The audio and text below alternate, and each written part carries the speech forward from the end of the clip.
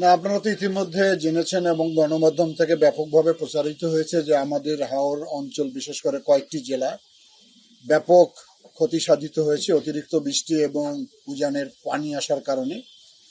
কোনো কোনো জেলায় দেখা যাচ্ছে যে 40 ভাগ ফসল হয়তো তুলতে পেরেছে, 60 ভাগে ফসল পানির নিচে ডুবে গেছে। এটাকে আমাদের মাননীয় প্রধানমন্ত্রী, আমরা যেহেতু ডিজাস্টার নিয়ে কাজ করি, দুর্যোগ হলে আমরা সেখানে কাজ করতে যাচ্ছি, আমরা সেখানে একটা তালিকা তৈরি করার চেষ্টা করেছি। এই 6টি জেলায় প্রায় 1 লক্ষ পরিবারকে আমরা চিহ্নিত করেছি, কম বেশি কোনো কোনো জেলায়। এগুলো আগামী 3 মাস তাদেরকে আমরা কিছু সহায়তা দান করব আমাদের মন্ত্রণালয় থেকে। আমরা আর্থিক সহায়তা দিব এবং কিছু খাদ্য দিব আমরা সেই অঞ্চলে। পরবর্তীতে কৃষি পুনর্বাসনের জন্য কৃষি মন্ত্রণালয়কে উনি নির্দেশনা দিয়েছেন।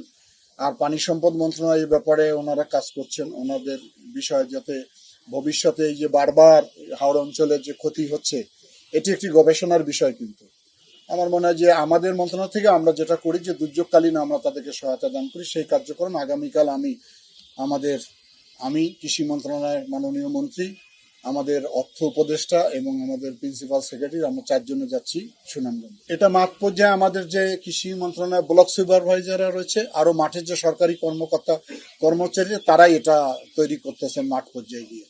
আর উনি যেটা একটা গুরুত্বপূর্ণ কথা জিজ্ঞাসা করেছেন সেটা হলো বজ্রপাত। সাম্প্রতিক কয়েক বছর ধরে এটা ভয়াবহ আকার ধারণ করেছে, এবছরও হচ্ছে।